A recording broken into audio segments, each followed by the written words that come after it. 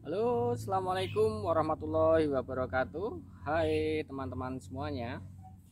Pada video kali ini saya akan membahas yaitu teman waktu SMA atau waktu masa putih abu-abu yang menginspirasi saya dalam belajar. Jadi orang yang kedua ini, kalau orang pertama kemarin itu Mas Widodo Dwi Purwanto dari Cilacap, Jawa Tengah, Indonesia. Nah, yang kedua ini adalah masih dari Jawa Tengah juga, namanya Mbak Ana. Nah, Mbak Ana ini saya tidak begitu mengenal beliau secara secara pribadi gitu, cuman karena beliaunya itu juga beda sekolah gitu waktu itu. Jadi dia sekolah di SMA Negeri 1 Yogyakarta. Nah, kenapa kok saya bisa ngerti? Saya ngerti model belajarnya itu hanya karena saya dipinjemin lungsuran buku bekasnya gitu. Jadi saya waktu itu kelas 1, dia udah kelas 2. Nah, karena dia itu kos di tempat temen SMA saya dan buku-bukunya bekasnya itu sudah nggak kepake, maka oleh teman saya itu bukunya itu dipinjamkan ke saya gitu. Nah, di sini yang sangat menarik dari profil Mbak Ana ini, setelah sekian lama waktu berselang dan dia udah lulus kuliah, dan sekarang saya dapat kabar bahwa dia jadi dosen di salah satu PTN di Jawa Timur, yaitu di Universitas Airlangga Surabaya. Oke teman-temanku semuanya, kalau kemarin yang teman menginspirasi yang pertama adalah Mas Widodo, itu terakhir ketemu saya di Universitas Diponegoro ya. Dia ngelanjutin waktu itu kuliah di Teknik Elektro di Universitas Diponegoro, tapi setelah pertemuan yang terakhir itu tahun 1999 akhir. Nah, itu hampir tahun 2000 waktu itu.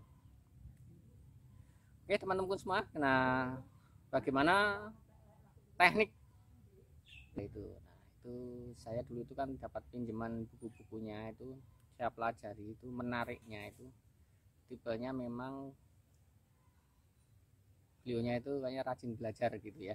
Jadi buku-bukunya itu setelah saya lihat itu nggak ada buku-bukunya itu, misalnya ini ya, saya bawakan ini misalnya contoh nih, buku nggak ada misalnya buku-bukunya itu yang lembar dari lembar per lembarnya itu yang tanpa dipelajari. Jadi setiap lembar demi lembarnya itu pasti dia pelajari. Nah, jejak dari lembar per lembarnya itu dipelajari itu kelihatan sekali, karena di sela-sela tulisan, huruf, misalnya seperti ini, ada sela-sela tulisan, ada terus ada ruang-ruang yang kosong, itu pasti dicoret-coret oleh Mbak Ana itu. Jadi dia teknik belajarnya itu memang tiap hari dibuka, terus di sela-sela buku itu ada tulisan, di sela-sela tulisan itu ada ruang-ruang spek yang kosong itu, di lembar-lembarnya itu, di situ dia sering coret-coret gitu loh, modelnya coret-coret. Kalau misalnya matematika ya dia coret-coret, latihan-latihan soalnya sebagian di situ, sebagian di kertas yang lain gitu. Dan yang unik sekali dari buku-buku bekas dari Mbak Ana ini adalah buku itu jilitannya itu tidak ada yang utuh. Jadi hampir semuanya itu di sini itu udah jilitannya sudah pada jebol gitu. Nah, itu menandakan bahwa dia itu saking seringnya dibuka ya buku-buku itu, jadi sampai jebol, buku jilitannya itu sampai rusak, sampai jebol gitu.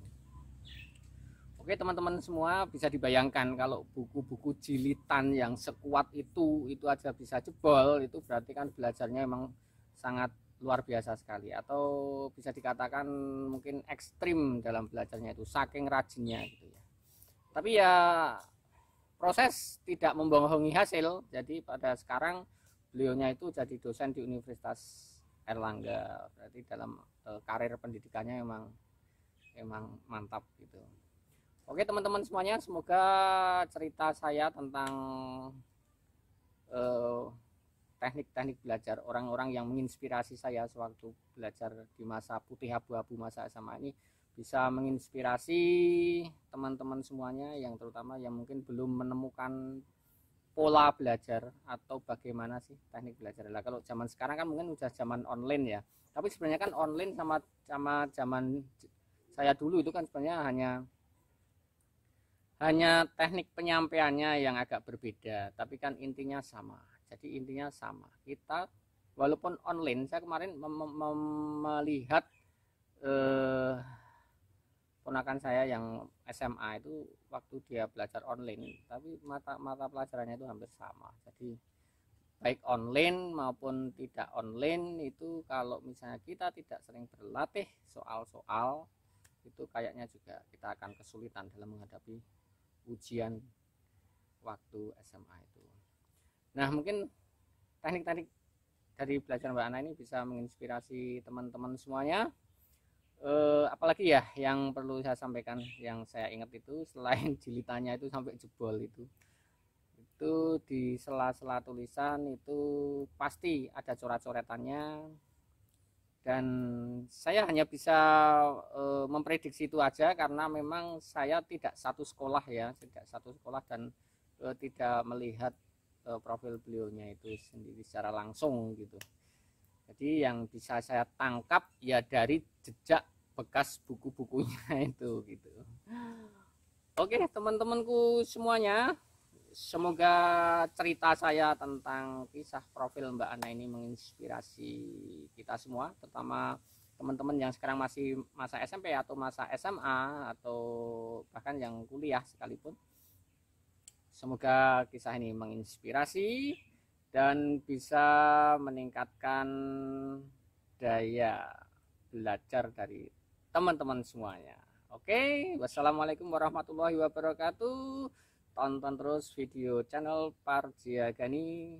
Semoga bisa berkembang, berbagi yang bermanfaat, dan semangat selalu. Jangan lupa jaga kesehatan, minum air putih yang banyak, dan sehat selalu, rajin belajar, tetap semangat. Assalamualaikum warahmatullahi wabarakatuh.